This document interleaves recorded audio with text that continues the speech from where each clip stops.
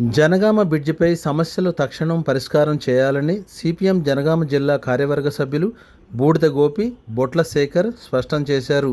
ఈ సందర్భంగా సిపిఎం జనగామ జిల్లా పట్టణ కమిటీ ఆధ్వర్యంలో మున్సిపల్ కార్యాలయం ముందు ధర్నా నిర్వహించి కమిషనర్కు వినతి పత్రం అందజేశారు.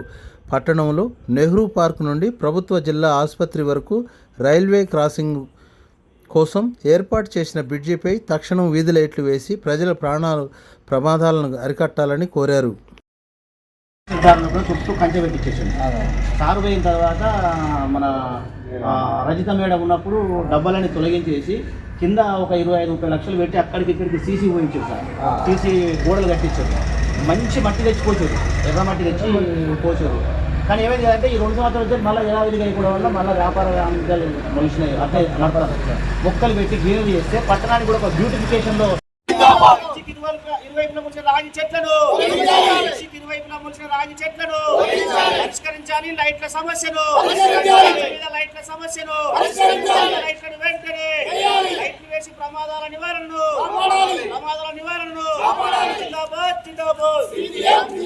పిచ్చి మీద లైట్ల పట్ల అధికారుల నిర్లక్ష్య వైఖరి. పిచ్చి మీద లైట్లను వెంటనే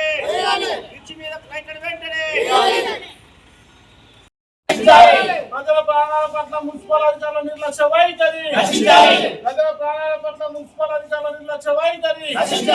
ప్రాణాలు పోతున్నా పట్టించుకొని ప్రభుత్వ నిర్లక్ష్య వైఖరి.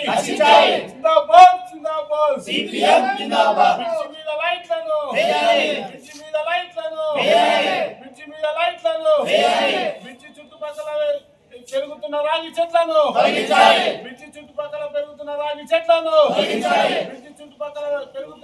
చెట్లను బ్రిడ్జి మీద లైట్లను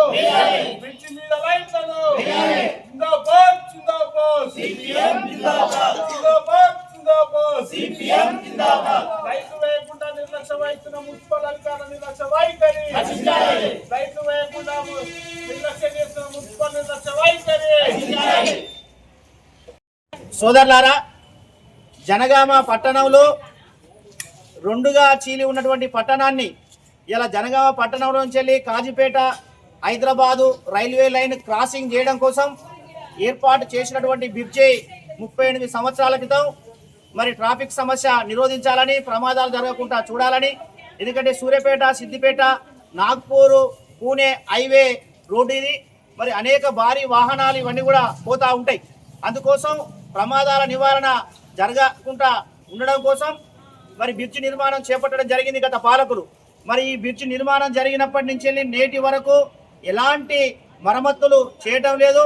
ఫలితంగా బ్రిడ్జి ఎక్కడికక్కడికి కూలిపోతూ ఉన్నది. మనం మెట్లదారి పరిశీలిస్తే అసలు మెట్లదారి మొత్తం శిథిలమై ధ్వంసమై కూలిపోయింది. అధికారులు ఎవరు పట్టించుకోవడం లేదు. మరి పైపెచ్చు ఇవాళ బ్రిడ్జి పైన లైట్లు వెలగక కనీసం 6 నెలలు అవుతా ఉన్నది.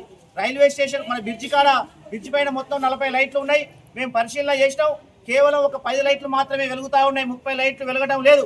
మరి బ్రిడ్జి మీద రాత్రిపూట రాకపోకలు సాగించే సందర్భంలో, నడిచిపోయే సందర్భంలో భారీ వాహనాల వెలుతురికి కళ్ళు బయర్లు గమ్మి మరి కింద పడి ప్రమాదాలు జరిగి ప్రాణాలు పోయేటువంటి పరిస్థితి కూడా ఉన్నది. అధికారులు పట్టించుకోవడం లేదు. మరి బ్రిడ్జి మీద లైట్లు తక్షణం వేయాలని చెప్పేసి దాంతో పాటుగా బ్రిడ్జికి ఇరువైపులా రాగి మొక్కలు మొలిసినాయి.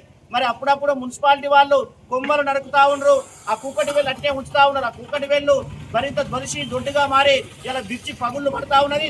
అందుకోసం బ్రిడ్జి పగుళ్ళు పట్టకుండా మరి కలకాలం ఉండాలి అని చెప్పేసి అంటే రాగి చెట్ల కూకటి వేలతో సహా తొలగించాలని చెప్పేసి మరి గత 2 సంవత్సరాల క్రితం మరి మున్సిపాలిటీ నుంచి వెళ్ళి బ్రిడ్జి కింద గ్రీనరీని సుందరీకరణ చేయడం కోసం లక్షలాది రూపాయలు ఖర్చు చేసి ఇలా గాలికే వదిలేశారు.